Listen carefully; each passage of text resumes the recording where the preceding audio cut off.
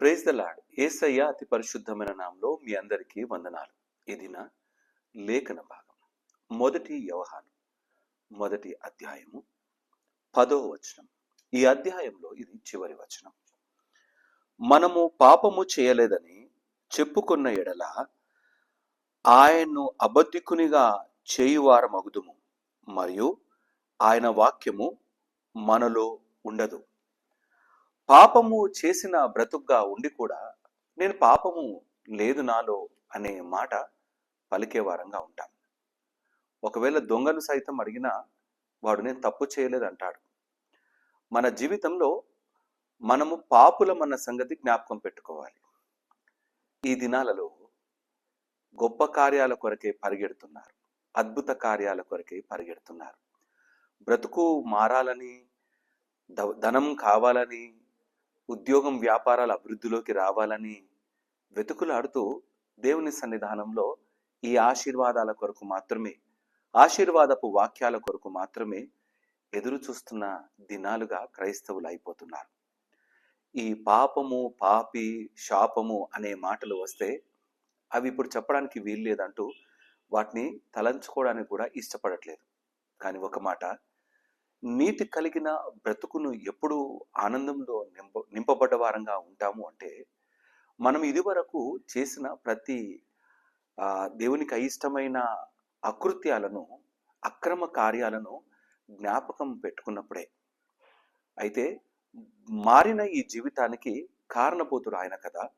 అందుకే మనము పాపములో నుండి పరిశుద్ధతలోకి దేవునిలో నిలబడ్డామన్న సంగతి మరవవద్దు.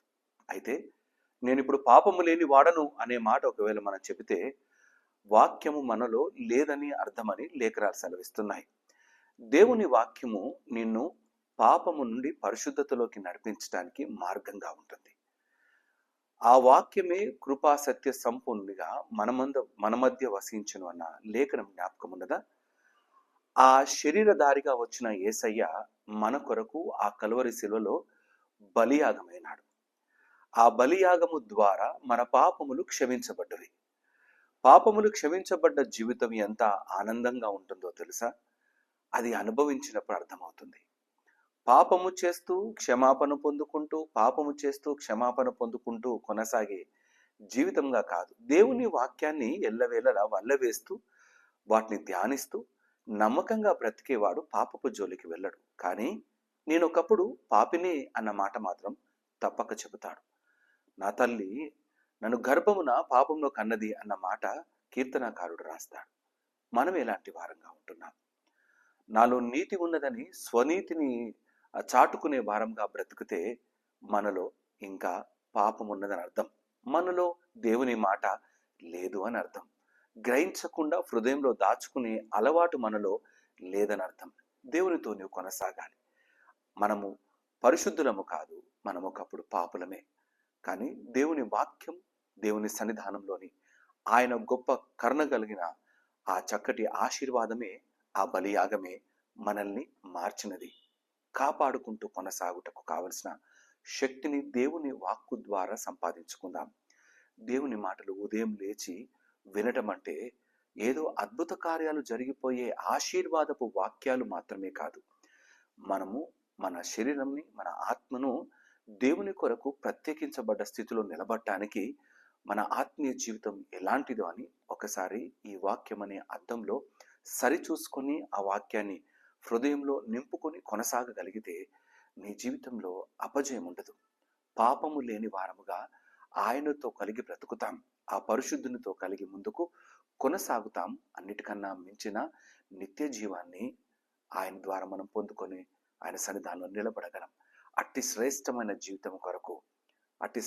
జీవితం కొరకు మనం ఎల్లవేళలా ప్రయత్నం చేసే వారంగా, దేవుని వాక్యం పైన ఆధారపడ్డ వారంగా, దేవుని సహాయాన్ని పొందుకున్న వారంగా కొనసాగుతూ పరిశుద్ధ జీవితాన్ని జీవిద్దాం. దేవుడి మాటలు దీవించి ఆశీర్వదించును గాక. ఆమేన్. తల ఉంచుదామా? ప్రార్థన చేసుకుందాం. దయచేసి ఈ యొక్క ప్రార్థనలో నాతో పాటు ఎక్కించవలసిందిగా మనవి చేస్తున్నాను. మా ప్రియ యేసయ్య, మీకే స్తుతులు. అవునా తండ్రి, మేము పుట్టుకతోనే పాపులం, మేము పరిశుద్ధులము అసలే కాదు, అన్యాయపు క్రియలు జరిగించిన వారు. మా కనుదృష్టి ద్వారా, మా నడక ద్వారా, మా ప్రవర్తన ద్వారా, మా ఆలోచనల ద్వారా మేము భయంకరమైన పాపము చేసిన వారం. నా తండ్రి, వాటి నుండి విడుదల నీ రక్తము మాత్రమే మమ్మల్ని కలిగించింది. నా తండ్రి, నీ యొక్క బలియాగము మాత్రమే మాకు రక్షణ భాగ్యం అందించింది. నా తండ్రి, నీ యొక్క సన్నిధానంలో నీతిమంతులుగా బ్రతికే జీవితాన్ని నీవు ఇచ్చినావు. ఒకప్పుడు మాది పాప జీవితమే. ఆయన నీవు మార్చిన విధానం కొరకే వందనాలు. నీవు లేకపోతే, నీ వాక్కు మా హృదయంలో లేకపోతే మేము పాపులమే తండ్రి. అయ్యా, మేము అట్టి దీన స్థితిలో, హీన స్థితిలో ఉండకుండా నీతో పాటు నిత్యత్వంలో ఉండుట కొరకై మీరు మా కొరకే మార్గాన్ని సిద్ధపరిచి మీ వాక్కును మాకు అందించి నా తండ్రి మమ్మల్ని పరిశుద్ధపరిచిన విధానం కొరకే వందనాలు. నమ్మకంగా మేము కలిసి ముందు కొనసాగుటకు నీ వాక్కు ద్వారా, నీ వాక్కు వెలుగులో, నీ వాక్యము నా పాదములకు దీపమన్న నీ మాటను నా తండ్రి మేము విశ్వసించి నమ్మకంగా నిన్ను కలిగి కొనసాగుటకు శక్తితో బలముతో నింపి నా తండ్రి, ఈ లోకంలో బ్రతుకుతూ ఉన్న ఈ లోకపు పాపము అంటని వారముగా నా తండ్రి మేము నమ్మకంగా నెమ్మదిగా నీతో కలిగి విశ్వాస జీవితంలో కొనసాగుటకు శక్తితో స్థిరపరిచి నడిపించమని ఈ వాక్యం విన్న ప్రతి బిడ్డను బట్టి వందనాలు. ఈ ప్రార్థనలో ఏకీభవిస్తున్న ప్రతి బిడ్డను బట్టి వందనాలు.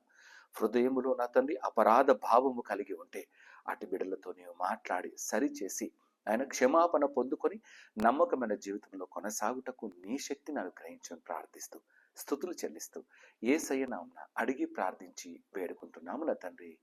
ఆమెన్. దేవుడు మిమ్మల్ని అందరినీ దీవించి ఆశీర్వదించును గాక. ఆమెన్. వీలైనంత మట్టికి ఒక వాక్యాన్ని అనేకులకు షేర్ చేయడానికి ప్రయత్నం చేయండి. దేవుని ఆశీస్సులు వారు కూడా పొందుకొని ముందు కొనసాగుటకు మీరు చక్కని పాత్రగా నిలబడ్డవారు అవుతారు. అందరికీ ప్రైజ్ ది లార్డ్.